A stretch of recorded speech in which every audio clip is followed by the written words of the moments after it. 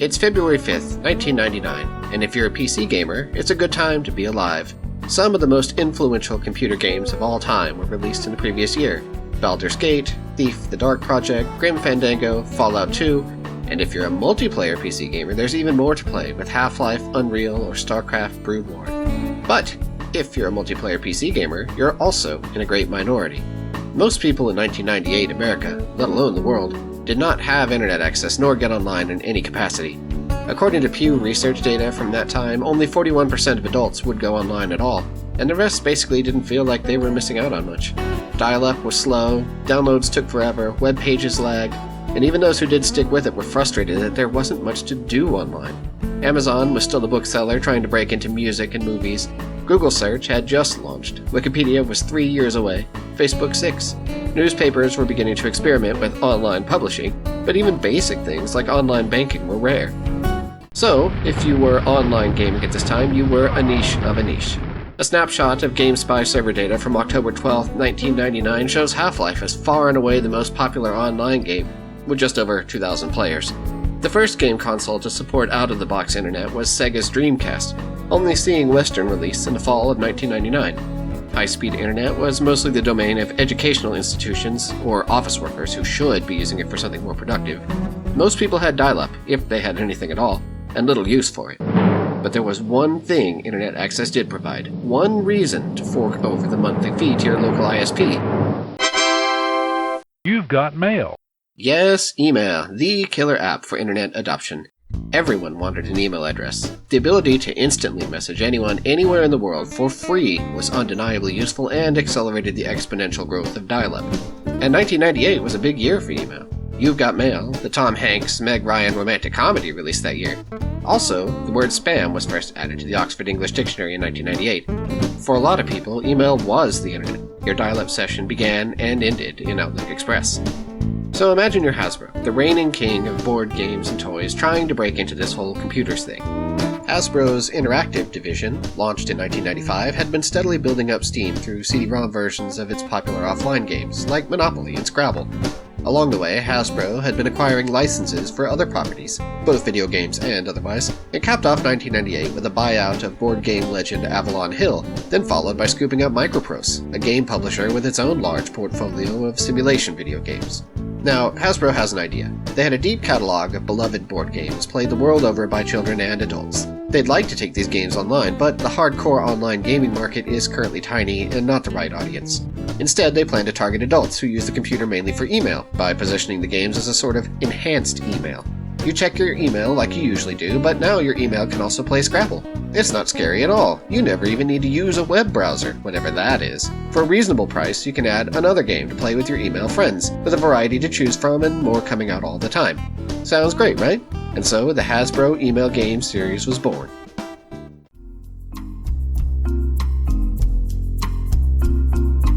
Now, the concept of play by email wasn't really invented by Hasbro. Correspondence chess, for example, has a long history dating back potentially 1,000 years, and other turn-based games like checkers or Go have similar stories. Obviously, you wouldn't be playing by email in the 18th century, but rather by regular mail, where you'd write down your next move on a letter and post it to your opponent, along with a message if you want. Avalon Hill's Diplomacy also enjoyed success as a play-by-mail in the mid-1900s. When email began to take hold, correspondence players moved online as well, not least because it's a lot cheaper to play a game of chess if you don't have to buy a stamp for every move. By the time of Hasbro's idea, play-by-email chess was common. The International Email Chess Club launched in 1995 with tournaments and ratings just like over-the-board play. While chess's rigid rules makes it a natural fit for correspondence play, creative people have found ways to play a variety of other games by mail. Greg Lindahl's PBM List, an offshoot of the rec.games.pbm Usenet group, running since 1991, has over 2,000 entries, many of which are human-moderated role-playing games like Dungeons & Dragons. If you trust your players not to fudge their dice rolls or card draws, you can play probably almost any turn-based thing you want. Nor was Hasbro the first to make a play-by-email video game. VGA Planets for MS-DOS, released in 1992, was a successful indie game designed specifically for email play. Each player would send their orders to the host, who would then crunch the numbers and update the board for everyone. Other games, like Buzz Aldrin's Race into Space, Machiavelli the Prince, and Conquest of the New World, support PBE in play by having a player take their turn, save the game, and then mail the file along to the next player in line. Civilization 2 was occasionally played this way, eventually so popular that Sid Meier's Alpha Centauri makes it a first-class option. Still, Hasbro had some clear design goals in mind when launching their email games series. Naturally, they were bringing their trademarked, well-known titles online: Scrabble, Risk, and so on. The email integration should be seamless, or as much as possible. Players shouldn't have to mess around with strange files or attach them to anything. The save game should be very small because modems are slow, and inbox is extremely limited. Hasbro also recognized that having to buy 2 copies of the game would be a huge barrier to adoption. So, instead, buying the video game would let you initiate a round with anyone you want. If that person doesn't also own the game, they could download a special second player client that could only accept invitations, not create new ones. The hope was to turn those players into paying customers by using the game itself as advertising.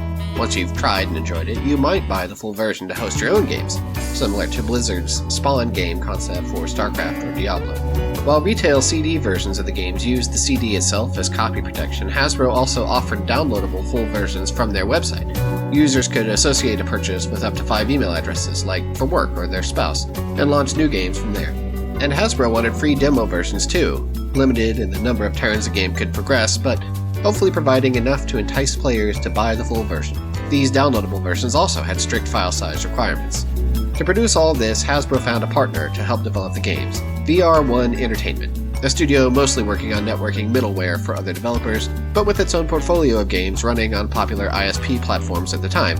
VR1's success, with titles like Fighter Ace for Microsoft Gaming Zone, showed they had the necessary experience to build large-scale internet applications. A press release from January 26, 1999 announced that Hasbro had licensed VR1's Conductor SDK and server technology to power the email games. With the network code handled, Hasbro turned to internal development contractor Random Games to build the user-facing parts. Random Games had previously worked with Microprose, so their collaboration with Hasbro would naturally follow the merger in late '98. The planned series had as many as 11 titles in the queue, but the first release date was to have 3 on the shelves, with more to follow throughout the year. These were accordingly produced, exhibited at CES 1999, and formally launched with a bang on February 5th. According to a press release from Hasbro Interactive, the company planned to hand out 100,000 copies of email game Scrabble for free in various places around New York City. Whether they actually distributed that many, I have no idea, but it got the word out. Well, let's have a look at the games.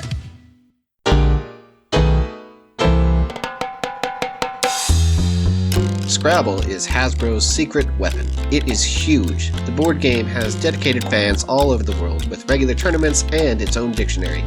It makes sense that email games would launch with Scrabble as the flagship title. Because a lot of these games share a similar pattern, I'll also spend extra time on Scrabble to show how the whole series works. Okay, so I'm parked at my Windows 95 desktop. Pop in the CD and it's less than 4 megabytes used for the whole game. Well, that's not much. The installation process is pretty straightforward and goes by pretty quickly. Actually, let's take a moment here on the license screen. They do mention a commitment to keeping the game up and running through at least October 1st, 2000. And showing just how uncertain Hasbro was about this whole internet thing, you must also agree that Hasbro Interactive is not responsible for the internet, nor whether it should continue to exist.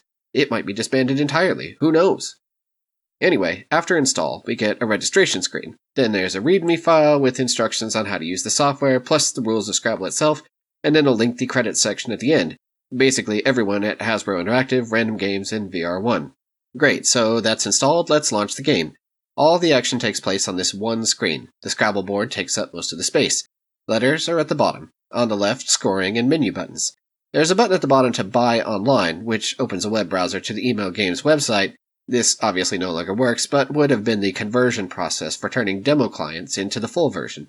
There's a help button, which shows basically the same information as the README file, a maximize button, which just changes your screen resolution, and that's everything. It's really just Scrabble.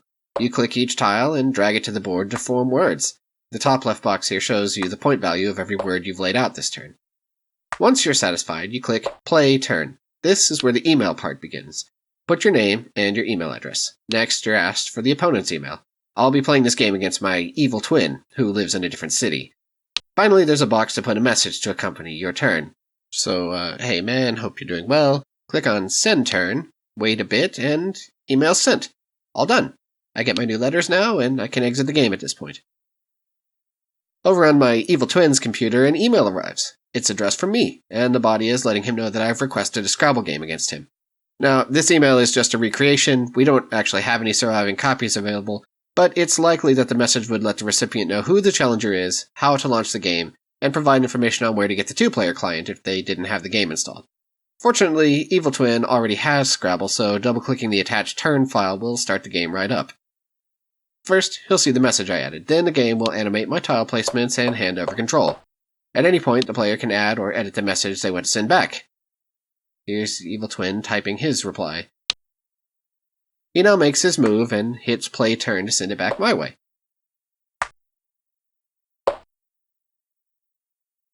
This time, the name and address are pre-filled, but the flow is the same. Send turn, await response, close the game, delete the email. Just for completeness, here's me at my PC again. I'm checking my email. I've received a turn. My evil twin accepted my challenge. So now I can open my turn file, read the message, and make my next move. Of course, there are the usual other Scrabble features. If you think your opponent played a fake word, you can challenge it, and whoever is wrong has to forfeit their turn instead. And placing a blank tile gives you this horrible dialogue box to choose which letter you're after. Days of back and forth later, on my PC I've gotten my game over email from Evil Twin. There's a you lose dialogue, a final score tally, and nothing else to do but close the game and start a new one. I gotta say, the whole presentation here is completely underwhelming, especially in comparison to Hasbro's own Scrabble CD-ROM game from 1996 or the excellent Scrabble 2.0 from 1999, which, I think, is still one of the best Scrabble PC versions ever made. Those games had whole soundtracks, animations, AI opponents, and they also supported multiplayer games.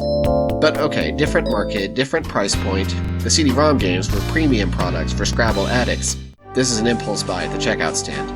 Also, animations and soundtracks are relatively big. Remember that people were downloading clients off very slow dial-up modems and every byte counted. Heck, email Scrabble didn't even come with a dictionary, which would add another megabyte to the download size. But wait a second, with no dictionary, how does word challenge work? And why don't I see any of the outgoing emails to my evil twin in my sent box? Now we come to the awful truth of email games.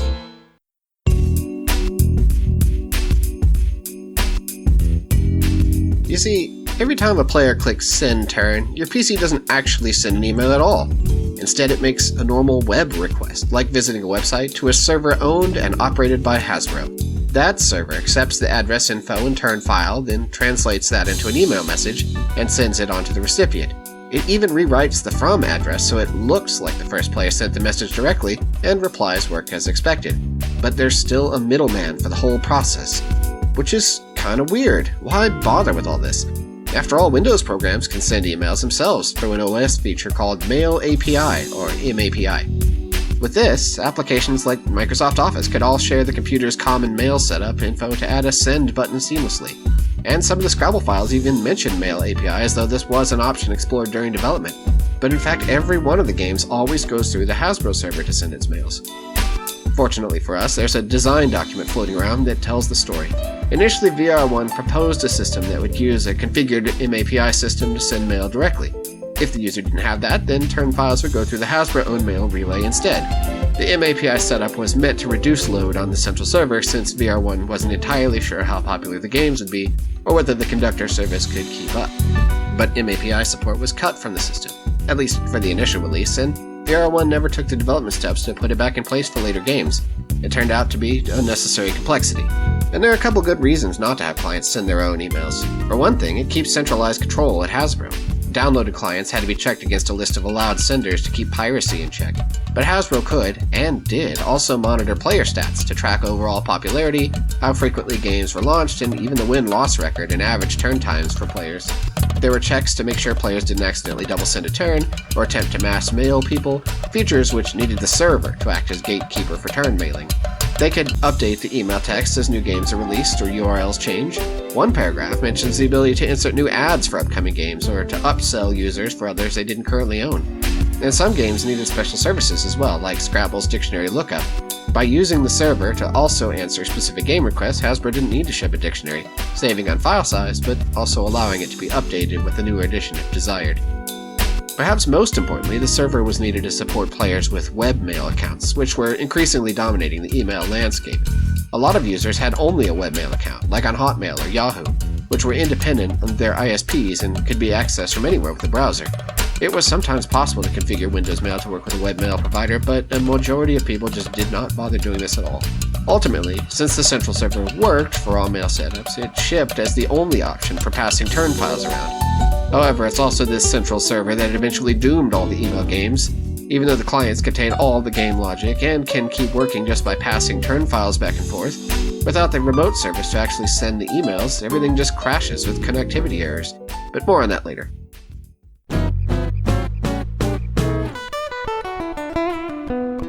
Turning to the second release of the lineup, we have Email, Grandmaster Chess, Checkers, and Backgammon. Quite a mouthful, let's say Email Classics for short. This release consists of, naturally, email versions of 3 classic board games in one CD. The installation process is just like Scrabble, but each game installs as a standalone application. Now, this is a recording of the European release, so instead of checkers we have draughts, and there is a language selection to get German if you prefer. Once installed, the entry point is this Launcher app, which just lets you click from one of the 3 games to fire it up. We'll begin with chess, and once again the setup is extremely bare bones. You have no options for anything like variants, time control, board setup, or even if you'd like to play black first.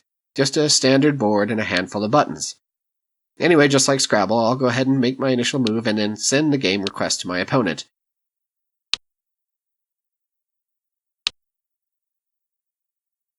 They receive the turn, send a response and an optional message, and play turn back to me.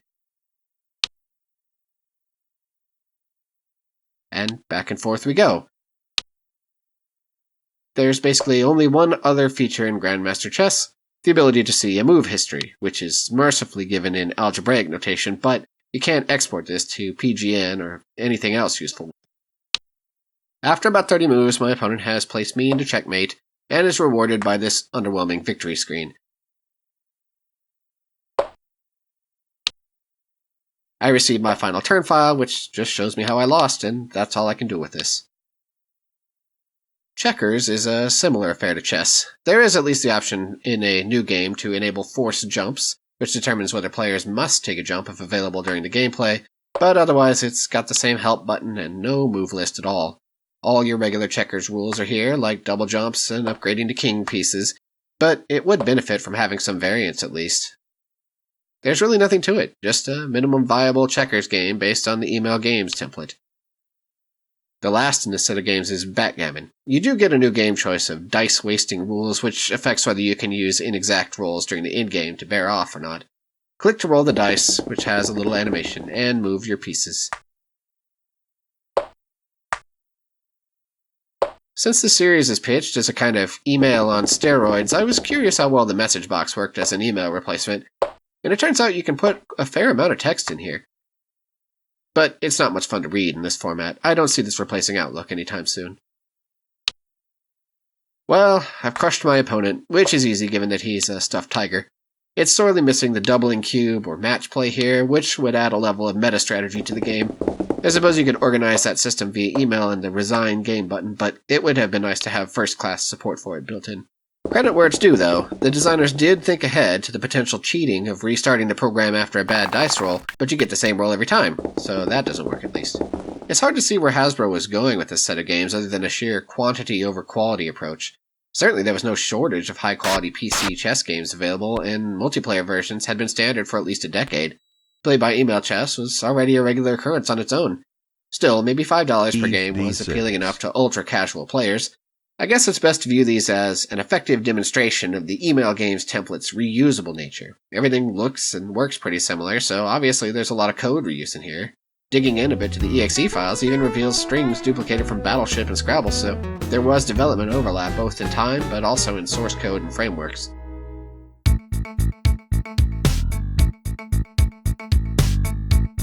Last in the trio of initial releases, Battleship. Let's install Hasbro's classic naval guessing game and see how it fares. Right off, the installer is basically just like the rest, so fast forward a bit, launching the game, and we're presented with a curious choice. Classic Battleship or Fleet Commander. For now I'll choose Classic Battleship and set up the game rules. A 10x10 grid and Classic Assault type. The UI is a little different. Instead of the wood grain on the other board games, there's steel and caution paint everywhere. Next, I get to position my ships. A right-click on the board shuffles them randomly, or I can left-click to pick up a ship, then right-click to rotate, and left again to place it somewhere. Once I'm satisfied with my layout, the big red button sends the turn to player 2. My opponent now gets their chance to place ships, using the same system. They're not particular, so I guess I'll just shuffle and play. I do like the big red button, it's a fun idea. Anyway, it's my turn, so let's get to some action. Use the crosshair to pick a target square, hit the button, and... it's a whiff. Great. One of the major problems with Battleship is that, despite being a Hasbro juggernaut, it's also just downright boring. Games take forever to play at one shot per turn. If you want, you can make things much worse by increasing the board size to 12 or even 16 units across, so even more shots just land in the ocean. On the other hand, there are some options to speed things up too. Volley lets you make 5 shots per turn instead of 1, and Salvo gives you 1 shot for every ship you still have afloat. The gameplay is faster either way, but it's not bringing much new strategy to the table. In fact, it seems Hasbro has struggled for a while to make video game Battleship worth the purchase price. 1993's Super Battleship for Super Nintendo and Sega Genesis added a turn-based campaign mode with action segments for cannon fire. The 1997 Battleship CD-ROM has a real-time naval strategy component, barely recognizable as the classic grid guessing game. And in Email Battleship, we get Fleet Commander mode, Hasbro's new spin on doing something with the familiar ship shapes. It's played on a larger board, and you get the option to make your own fleet using a point budget. Every ship now comes with stats, a number of moves, and shots it can take each turn, and a special ability. The carrier can launch planes, the battleship gets bonus attacks, the cruiser can call in a satellite reveal, and the sub is invisible, except to the destroyer. Once the fleet is assembled, there's a placement step, and your ships must begin on the near side of the blue line. Obviously, my opponent will be at the bottom half of the grid when it comes time for their moves. The same controls work here for placing ships, so let's face these towards the enemy and then send my turn along. The default fleet is a classic one of each, but this time my opponent has chosen a different setup, with no carriers or submarines, and with an extra battleship and destroyer instead. Apparently the random placement feature works here as well. Okay, it's my turn, and let's see how this plays. You can give orders to each ship in your fleet. All ships can move their number of squares forward or rotate 90 degrees. Additionally, each ship can use its special action once. Here I've launched a fighter, which moves independently up to 4 squares and has its own firepower. Finally, each ship can make a full barrage of attacks on squares. So, for example, the battleship gets 3 shots, and the submarine just the 1. Like classic Battleship, a big part of this mode is finding the enemy. Ships can see enemies only within the green marked rectangle. The cruiser special is to call in a satellite on the next turn, revealing anything in a square area.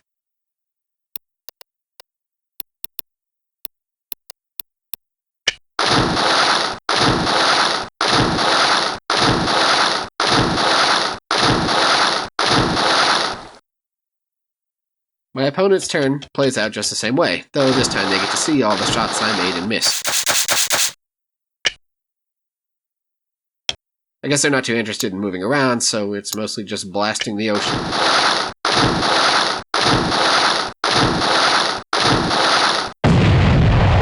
There was a hit though, and it tells the player which ship is now damaged.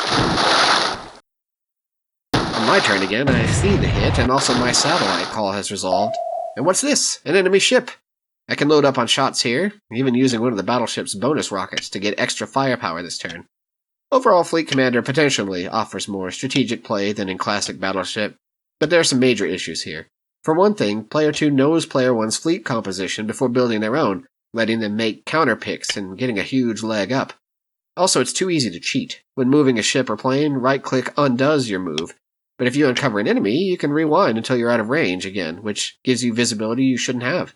It's one thing to deliberately exit and restart a turn, but this sometimes happens even by accident. The game really needs something like Advanced War's Fog of War system that locks in the move when you stumble across a hidden enemy. Last, the fleet just has so much firepower that uncovering even a single square of an enemy ship means you can lock in enough shots to blow it away. This is only the 3rd turn, and already I've obliterated 2 of my opponent's 5 ships. Visibility seems to rule everything here, and the outcome hinges largely on who sees who first, which still seems to be mostly chance. Still, I appreciate the new mode they've added here. There's some tactical options, especially on a larger map, or using the fleet design mode. The battleship is really strong but expensive. The destroyer and submarine have some interesting dynamics, since the destroyer is obviously the weakest ship, but holds real value in protecting the rest from invisible strikes. I'm kinda impressed, actually. There's some actual replay value here. Is it $15 worth of replay value?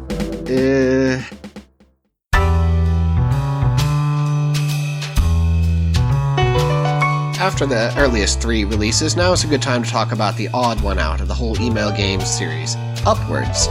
UpWords was never released on CD-ROM. It was only available as a download from Hasbro. It may be that they didn't consider it a strong contender compared to the other games on tap.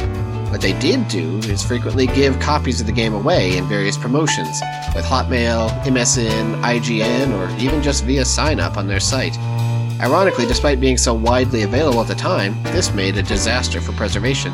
The download was kept behind a registration page, which wasn't archived properly, and any lingering copies stashed on FTP sites are long gone. Not all hope is lost, though. We're saved by the magic of computer magazine demo discs. Back when the internet was much slower, the CD-ROM's 650 megabytes of storage was an unbelievable amount of space, so magazines would add value with a cover disc, packed with application or game demos, and whatever other oddities they could gather up. And sometimes those random collections had become the only remaining source for rare titles. Thanks to the Internet Archive, there are dozens or hundreds of these discs available. Looking through these for hits is a needle in a haystack, which is why there's Discmaster, a search engine specifically indexing just the files and contents of archive.org's CD-ROM images. A search for UpWords turns up one upwords.exe file, located on PC Direct March 2000, a now defunct UK computer magazine that came with cover discs. And yep, there it is, among a garden design package and some other tax prep software. Email UpWords. The installer has been changed a bit, mostly just to be more aggressive about whether you really read the terms of service and agree that Hasbro doesn't run the internet. Starting the game, we get a choice of 2 modes, Classic or Challenge, and then interestingly a number of players. Yes, this supports up to 4 people in one game, and the emails are sent round robin from one to the next. Let's try a full table. It's pretty clear UpWords was meant as the promotional email game. There's a big banner ad at the top to go to the web store, the usual buy online button, and there's even a send this game to a friend, which lets you spam someone by sending them an email containing a link to the game download. UpWords, for those unfamiliar, is a word game like Scrabble. However, the board is smaller and simplified, and in UpWords you can stack letters on top of one another to make new words from existing ones. Higher stacks are worth more points, as is making more words in one play. Larry has finished his turn and then needs to enter the email addresses of the other 3 stooges. The message feature is a little enhanced as well. You can send a message to all players, or you can elect to only chat with one, which can be used to set up a secret strategy without the others knowing it. Once the turn is sent, you're offered yet another chance to pester a friend with a link to the game. It's Curly's turn now. After reading the messages, there's a little animation of the letters flying in. Not bad. Play a word, type a message, hit send, and it's on to player 3. So we're pretty well acquainted with the flow now, and it actually works pretty well. You only get emailed on your turn. You get a recap of what the previous 3 players did, with color-coded tiles, and the messaging system is better too. One oddity is in challenging words. If you're wrong, you don't lose your turn, which is unlike Scrabble. There's no risk in challenging every turn. Actually, that might be the best option, because each player can only challenge the previous one. You can't go back and challenge the opponent 2 or 3 turns before yours. If Shemp isn't up on his dictionary knowledge, Mo can get away with anything. At the very end of the game, the program checks the final play and then sends one email to all the other players with the final turn in it. This way, everyone gets the result, and the Reply All button lets you send follow-up emails to the whole group if you have some post-game chit-chat to add.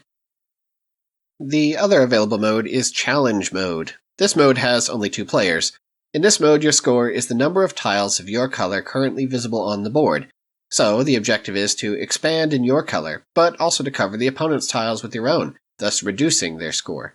One complication is the addition of gray tiles. Each player has 4, they score nothing, but they must all be played throughout the game. When it's your time to draw new tiles for your rack, you can choose to take some from your stock of gray tiles to work through them. This is really interesting. It's a totally different take on the game, and one that can only really be done well on a computer. In fact, the same rules made an appearance in the UpWords CD-ROM game, also released in 1999, so it's a more coordinated attempt by Hasbro to update the gameplay of their classics. I think Email UpWords is pretty neat. It actually accomplishes quite a lot in a 600 kilobyte download, plays through quickly with 4 players, and the challenge mode adds even more replay value. All this for free? I could easily imagine myself playing this back in 1999 with school buddies, in between trolling each other on AOL Instant Messenger or sessions in some big-budget single-player title.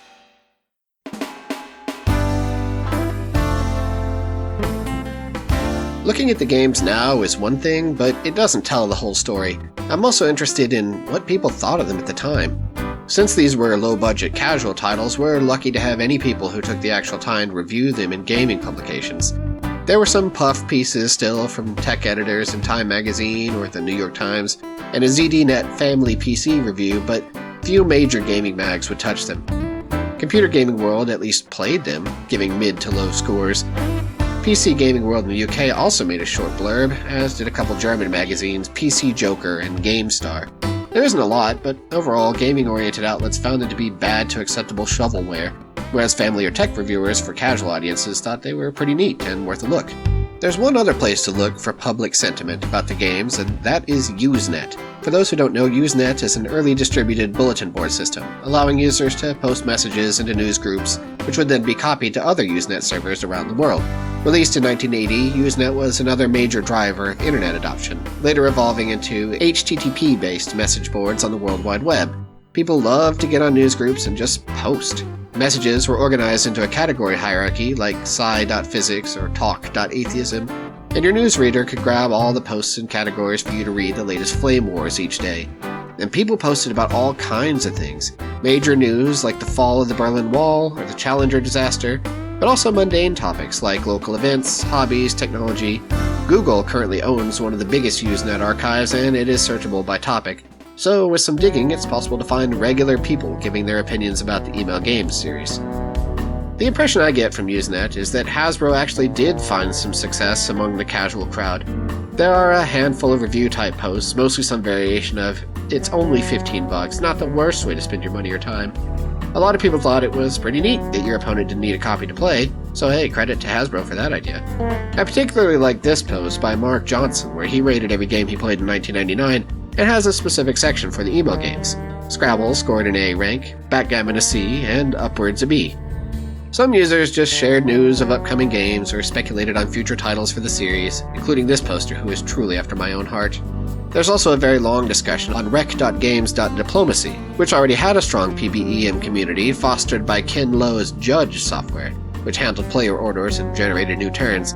Many users worried that Hasbro's purchase of Avalon Hill, the diplomacy publisher, would lead to an official PBEM version and the shutdown of hobbyist tools. But by far, the most common Usenet posts about the email games were just people looking for players. Once you run out of friends and family to clobber in Scrabble, and with no matchmaking service, folks went online instead to find new opponents. To fill the need, Bill and John Ross stepped in, setting up a PBEM directory website.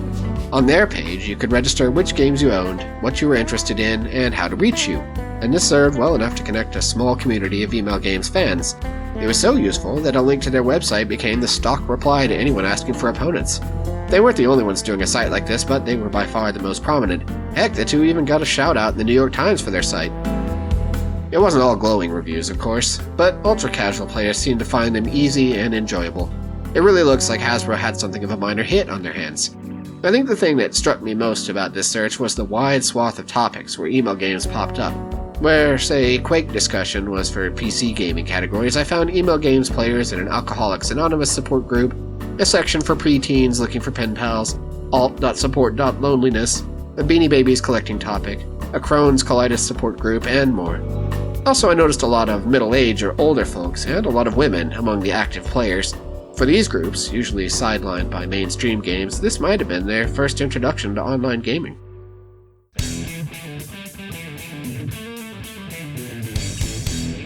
The first 4 titles in the email game series were conversions of Hasbro's existing board game properties, but with the next 3, released in mid to late 1999, they clearly were aiming for something much more exciting. The company was also signing new deals, a partnership with Digital River for distribution, and agreements with NASCAR racing drivers to use their likeness in upcoming games. So we got one of the most bizarre of the email games, developed by VR1 alone without random games involvement, NASCAR by email. How the hell can this possibly work? Game installation works just like all the rest, and launching the game has already got attitude with loud engine sounds and things flying around on screen. You must select a driver, which is purely aesthetic, but does show off the scope of the recent brand deal. Actually, many of these drivers were from an expansion pack Hasbro released later, but fortunately it's bundled into the CD release. Once you've picked a driver, you select one of 3 strategies, which slightly modify the way your driver handles the course. As first player, you get a few options for the game, how many hazards to place in the track, how many laps, and whether to use die roll or skill shot for movement numbers. Let's stick with die roll for now. Okay, we're in the game. Click the big red button. You roll 2 numbers per turn, speed and control. The track is an oval, dotted with hazards at random, and with a pit stop in the midway point. On your turn, you click to lay out a path for the car to follow. You may move as many points as you've rolled speed, but can't pass through opponents. Hitting course obstacles will cause damage to your car, but with a high enough control score, you may pass some unharmed. This time, my 5 score was enough to deter oil slicks, but not the debris, so the damage gauge has increased, which will then lower my max speed next turn. NASCAR supports up to 6 human opponents, and if you don't have that many players, the rest will be automatically filled up by computer players instead. As with UpWords, the gameplay passes to the next in round-robin order. So when my opponent gets a turn, they pick the driver, then see the cars move, roll the dice, and plot their own path. Things get really chaotic once everyone's had their first turn, because the animation shows all the moves at once and there's cars flying all around the track. At this point, players can start using their cards to boost their car's performance for a turn, or inflict harm on opponents. Everyone gets 4 random cards at the start, with different effects, and you can refill your hand by ending in the pit, which also repairs all the damage to your car. You can see the strategy a bit here. The inner path is shorter than the outer one, and there's a decision of whether to plow through obstacles and take damage, or avoid them but go slower this turn. It's also possible to box people in, forcing them to waste movement points or take a long line around the bottleneck. Choosing whether and when to make a pit stop adds another layer. There's only room for one at a time, and it costs you your movement points to stop in. If you're after even more action, rather than the die roll to determine your movement points, you can use the skill shot instead. This mode gives you a meter like a golf game. Click and hold a charge, release when you're near the top for a higher roll, but if you wait too long and whiff it, you'll score a pathetic result instead for the turn. Unfortunately, it's too easy to cheat with this. If you blow it, quit and restart to try again, but if you trust the honor system, it's a fun variant. Email NASCAR seems closely related to certain road racing board games. The press release mentions Avalon Hill's Speed Circuit from 1977, which has a winding path for Formula One racers to travel. There's also 1989's Ave Caesar from Ravensburger, a chariot racing game where players jockey for position on a 3-lap circuit. But I really like Email NASCAR a lot. It's just stupid fun. The animations are frantic and the gameplay is intuitive. Player fortunes can reverse very quickly with the card attacks. It's easy to stop the leader just when they pass the pit and make them limp around again. And the game is short, too. 4 laps takes about 10 turns, which is brief enough to encourage starting another round right away. I've had a lot of incredibly chaotic fun with 6 players and extreme hazards. Maybe it'd be improved with some more tracks, but this is fine as is. Mark Johnson mostly agrees, giving it a B rating and later 7 of 10 in 2000. But there's almost no other discussion or reviews anyway. Maybe it was too far removed from the casual Scrabble audience, but not action-oriented enough for NASCAR fans, many of whom were waiting for Hasbro's NASCAR Heat Racing Sim to release in 2000.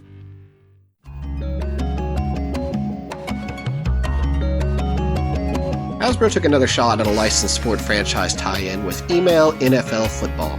In this title, you play the role of football coach for a major NFL team, and you must choose plays to outwit and defeat your opponent. The game weighs in at almost 25 megabytes post-install, which is massive in comparison to the other Email Games titles. Nearly all of this space is for animations of each of the 30 teams. This would never fly as a downloadable title, but according to this Usenet post, the free client was extremely cut down and allowed access to only the basic game with 2 pre-made teams and no special features. To play the full thing, buy the CD. As with the other games we've seen, Player 1 gets to set up all the options for play, choosing a time limit, whether players can receive penalties or get injured, and choosing between novice or advanced playbook display. You also select your team from a list here. The game comes with the standard NFL roster. Hit Send Turn to pass setup to the opponent. On Player 2's side, they may choose a team and view the game options, but can't change anything on this screen. So after making a choice and hitting Play Turn, the game may begin. Player 1 has their turn back now.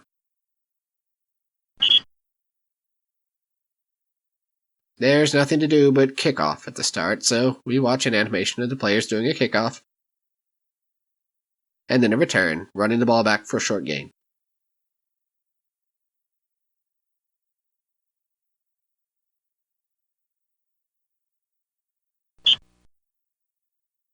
The way this game works is, on your turn, you see the current state of the game, and if you're offense, then you also get a replay of what happened since the last time you opened the file.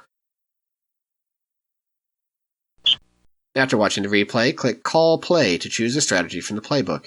There are at least a couple dozen choices in here, all different types of running or passing plays, and the special plays at the end. Once you've selected a play, click on the Play Turn button to send a message to your opponent. If you're on defense, you'll see the result of the play here, but otherwise you'll have to wait for the opponent to make their choice and send it back to you first. As you can probably tell, there is a lot here. It's a pretty faithful football simulation, capturing most of the coach decisions of the real deal. Just looking at the playbook is overwhelming, and that's on the novice mode. Advanced gives you 60 or so plays to choose from, divided into sections by formation. But the other thing about Email NFL is that it's slow. The clock runs slower than real time, maybe 15 seconds per turn, which means playing an entire hour-long game takes literally hundreds of turns at a glacial pace. I'm sure someone out there must have played this to completion, but I couldn't manage it. Thankfully, you can pick shorter quarter lengths for a more reasonable turn count. Playing the game itself is only part of the depth here. From the main screen, you get a chance to edit teams or playbooks that you can then take to multiplayer glory. Editing playbooks lets you change those of an existing team or create your own from scratch. The interface is overwhelming. You need to pick a subset of plays from more than 200 offensive and 70 defensive plays. Each one has a little diagram and explanation. I assume a real armchair quarterback could spend a whole bunch of time agonizing over play picks and whether the 7-4-43 blitz 1 spread is a better pick than the 5-2-43 blitz 1 spread. Once you've got your playbook lined out, then take a dip into the team editor. Here you can spend even more hours carefully tweaking your team to maximize usage of your budget. For each player, give them a name, pay money to change their stats. But wait, there are more rules. Some stats are dependent on others. Once you've got all this, you can go into individual formations and even set specific players for specific lineups. It's just a ridiculous amount of complexity at play here. I thought for sure this had to be borrowed from some other big-budget football sim, but no, it appears to be entirely created just for this one niche email game, which is wild. Is it someone's overgrown pet project? A Stratomatic fan given access to Visual Studio? Compared to NASCAR racing, which is a wacky race around overturned cars and oil slicks, this is just such a completely different vibe. I have to say as well, the game doesn't even look that good. Landing an interception or a touchdown just shows this little blinking box. No crowd cheers or fireworks or anything. But at least I can hit F2 to make substitutions mid-game. It's extremely clear what kind of player this was made for, and yeah, there might be an untapped market of bored office guys itching to run their own NFL team, and with a couple minutes of downtime to email back and forth. Folks who wanted the Madden 99 career mode, but on a coffee break. The kind of people who want to hit F5 to get detailed statistics, and then export them for future comparisons in Excel. Wait, rewind that again. I called a field goal block as defense against the opponent's long pass, and ended up catching an interception, beginning to doubt whether all those numbers and detailed playbooks end up mattering much at all. William Abner, the Usenet poster from before, wrote a fairly positive review of the email NFL football game, praising its advanced mode with the team and playbook builder. Mark Johnson gave it a B in 1999, but downgraded it to a 5 out of 10 by 2000. Nobody else was willing to touch this, and I can easily see why this was not a huge hit. Not only did it fail to crack the Hartford Courant's Best Sports Game in 1999 list, the guest voter, Mr. Abner, didn't even nominate it. Ouch.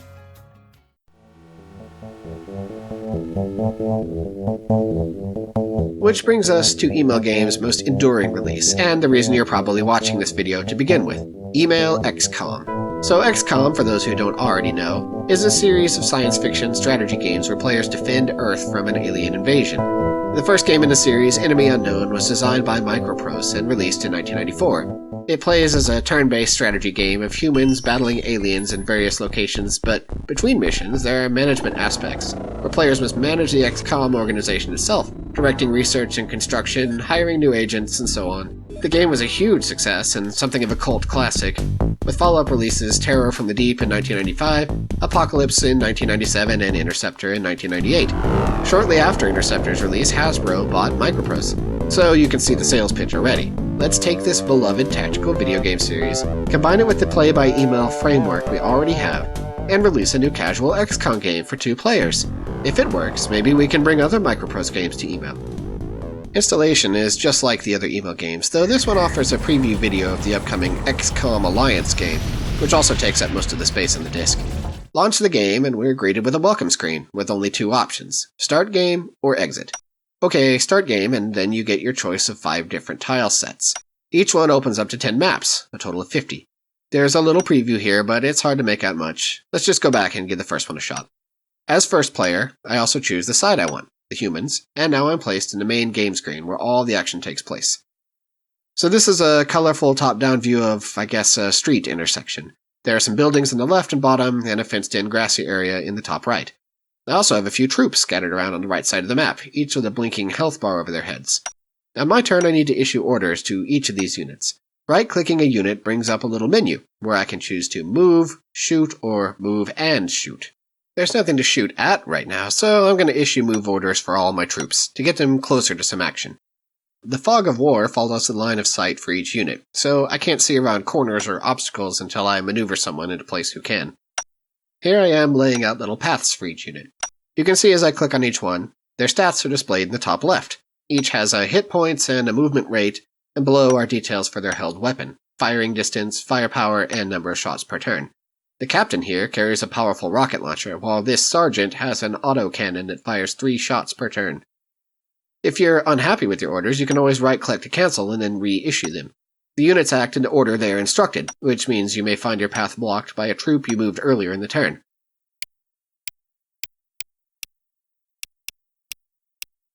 Now that I've planned all my moves, I can hit send turn to fill out the usual name and address details, write my message, and then send it along. Now the action begins.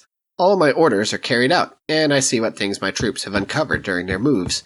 Nothing moves until after the turn is sent, so you can't roll back to a previous state to cheat. It looks like I've spotted some enemies, but that also means they can see me. I'll have to wait until my turn again to see how my troops fare. The aliens take their turn now. First it replays the actions from the human side. From here, it's a lot of footstep noises, and sometimes a human pops into sight. Once all that's done, player 2 can lock in their moves. This time, since there are some targets in range, I'll issue some attack orders. For the sectopod here, I'll let it just fire at this enemy. Then I need to maneuver these units closer to the action, so normal move here. The chrysalid can move pretty far, but has a melee-only attack, so I'll try to knock down this fence to make a path for next turn. The last 2 units are too far from an enemy to attack, but could take a shot if they got close enough, so I'll issue the attack move orders for them. This gives you 1 less movement point, and is less accurate than shooting from stationary positions, but it means the unit will pause to shoot at the first thing in range when making its moves. You can use this to engage from a distance, like I am here.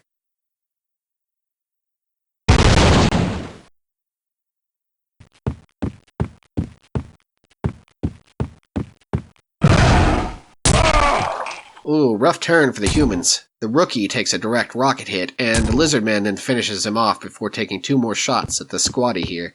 Even the sectoid gets a little shot in at the end. Back to the XCOM team again, we get a replay of the carnage from before. The line of sight works even here, so that dying units shroud the map again, and some hits are coming from places I can't even see.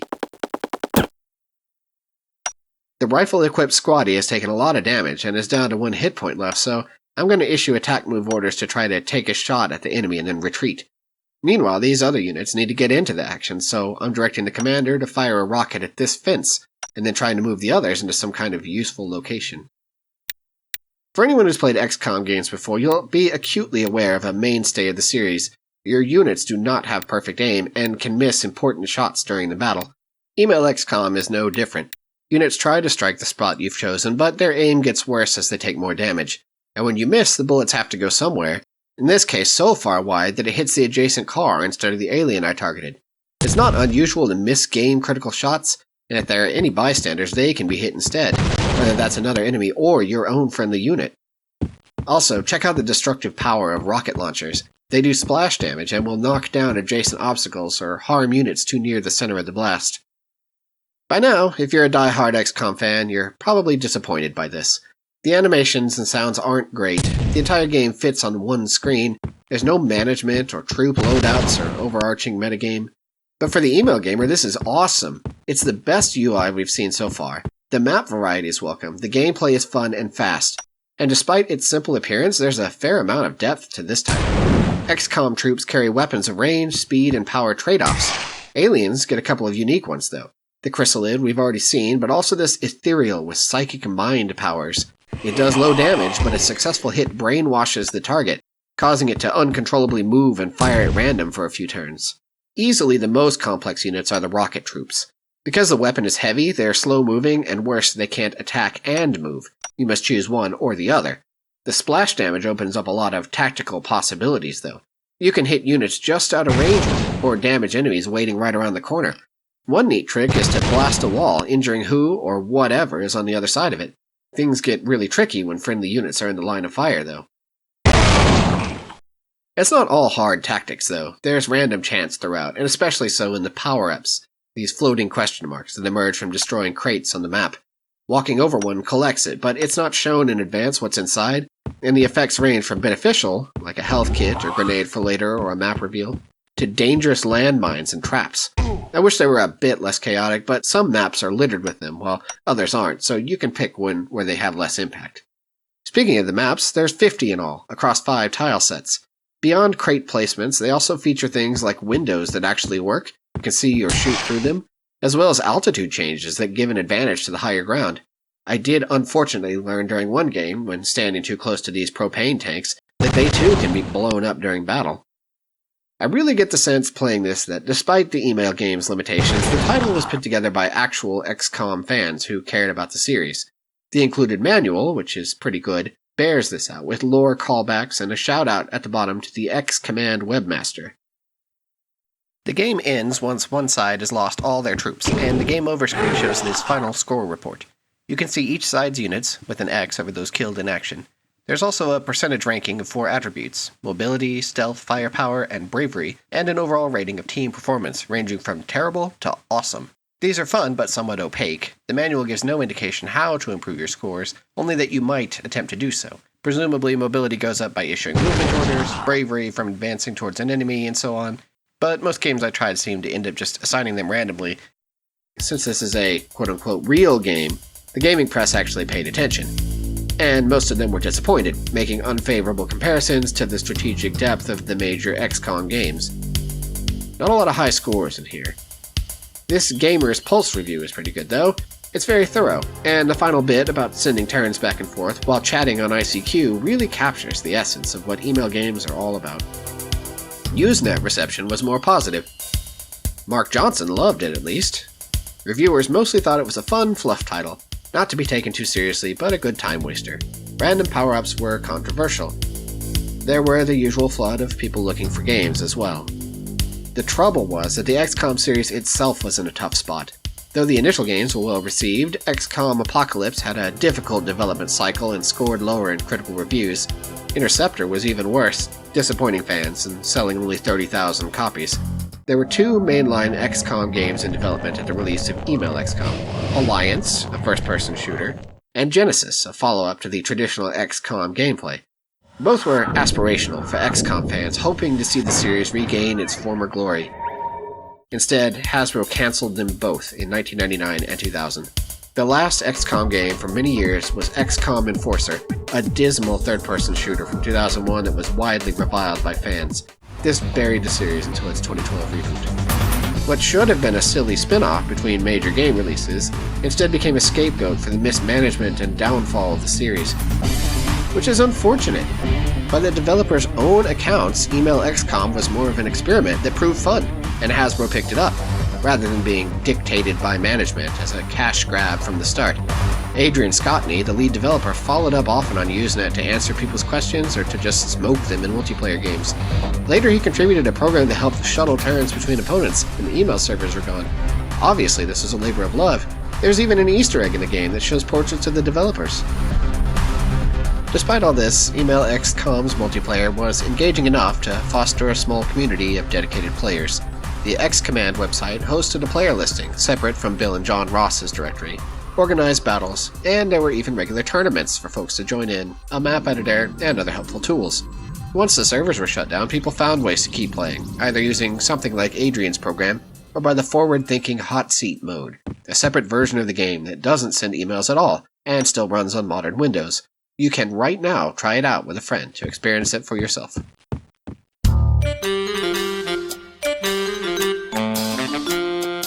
Until now, we've been looking mostly at games from the US market, but the series really spanned 3 regions: US, Europe, Germany, and not all the offerings were available in each country. The international site had no NASCAR, no NFL football, and no Scrabble.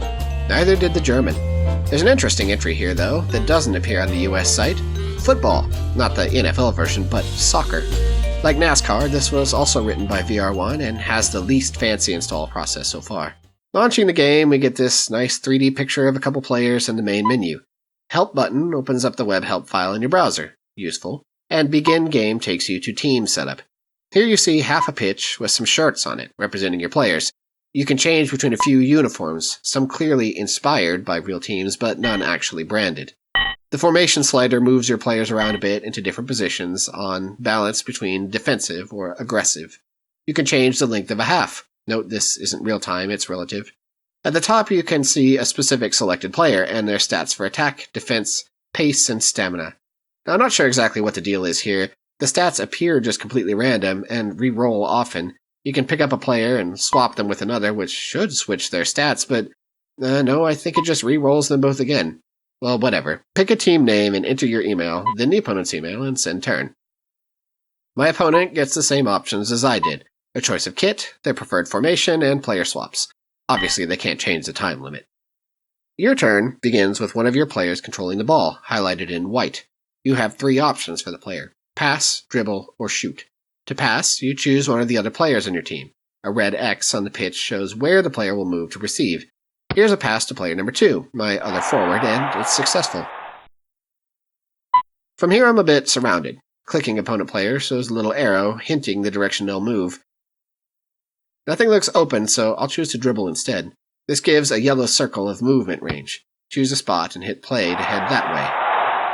My player's a little boxed in now, so I attempt to pass to someone open. But no, it's stolen by my opponent's player instead. The turn automatically sends, and now they get to make their moves. While you only control one player at a time, the rest of the team is moving about under AI control. It reminds me a bit of two-door electric football, or maybe Subuteo? Anyway, notice how quickly the clock is running up. Email football games are over way sooner than the NFL ones. I have an opening to the goal here, so I'll pick shoot this time. This shows a view of the goal at the top. Click where to aim the shot and hit play. If you're lucky, the opponent's goalie won't block it, and you get this nice goal screen as a reward. I gotta say, I don't find email football all that compelling. There's potential for strategic choices in the player stats and placing the right man in the right position, but it's ruined because they just end up randomized anyway. Why not just re-roll for 5 stars and attack? The formations at least provide a little diversity in play. You can change things up at halftime and play to run out the clock if you're ahead. Mostly the problem here is that I'm not playing against an opponent. I'm playing against the computer. Whatever my team does is largely outside of my control, and when I'm making a play, my opponent is wholly uninvolved. There's also sometimes turns where, due to the AI mob of players, the ball is just stolen back and forth every 4 seconds. Reviewers were similarly unimpressed. The gameplay was too shallow. Mark Johnson gave it an 8 out of 10, but mostly because it showed that other sports could potentially be done. There are press kit images and documents from 1999 in which Hasbro calls this title Email Soccer, but I'm not sure it ever actually made it back to the US at all. That may have been for the Australian market. Possibly it wasn't enough of a hit to be worth pressing more CDs in the States.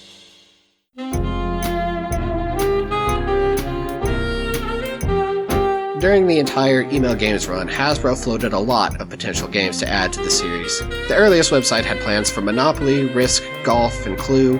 IGN's press release added poker and football. By mid-1999, the list of real prospects had narrowed to just 2. Clue, to fall 1999, and Risk in winter 2000. And Clue did release, at least in Europe, where it's called Cluedo instead. It might have released to the US as well. There is box art, but the website never moves it from coming soon to now available. This game, like NASCAR and Soccer, was also made by VR1 alone. The installer is once again extremely basic. Launch the game though, and it's very fancy. A main menu with a big scan of the Clue box art. Help brings up the HTML help file in the browser. Let's start the game though. Clue requires at least 3 players, but it can support up to 6. Once you've entered your name and the first 3 email addresses, it asks you if you want to add one more at a time. I think I'm good with 5 players. There are 2 choices for revealing cards after a suggestion, automatic or manual.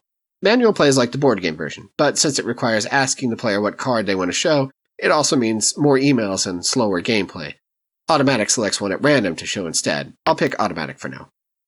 Next option is whether to use 6-sided die rolling or to play Speed Cluedo, where everybody gets a preset 9 move points each turn. Clue is a slow game by email when played by roll, so the speed option gets to the action much quicker. Finally, you pick your token. See your cards in hand and then roll and move.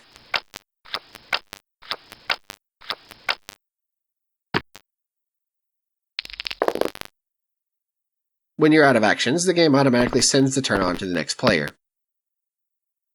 Player 2 gets their invitation to play and starts the game. There's a detailed info screen with a list of players and the game options. A nice touch. All the player can do is put in their name, choose a token, and take their initial turn.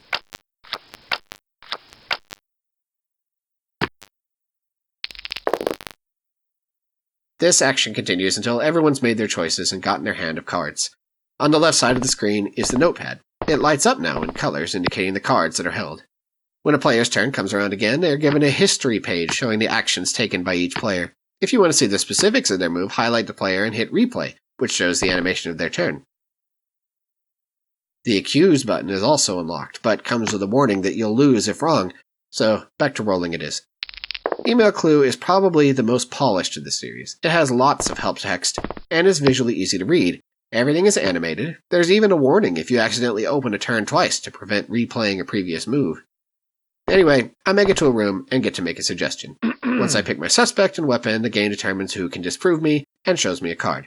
Again, this is automatic mode. In manual, it would instead mail a player and ask them what to reveal to me.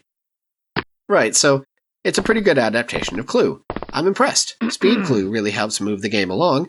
This one also has a little Easter egg, though I haven't figured out how exactly to trigger it. Something to do with standing in the ballroom and entering the message "Forbidden Donut Rules," which should replace the card images with edited pictures of the developers instead.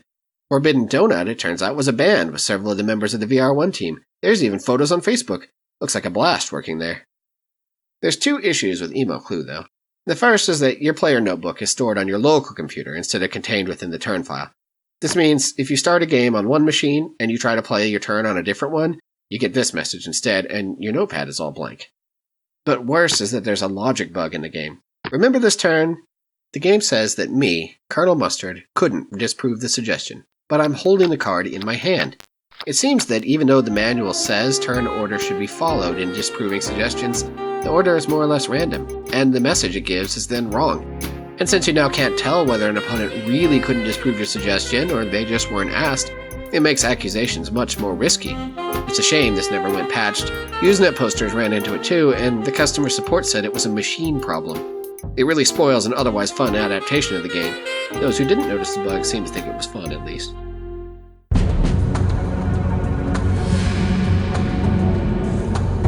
The next game in the series should have been Risk, also by VR1 working alone, but the game never made its release date.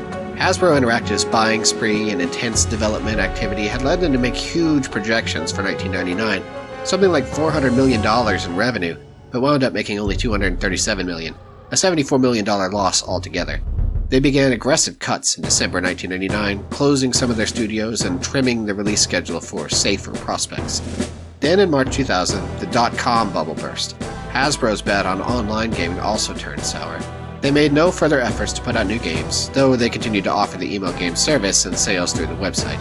A year passed with no new games.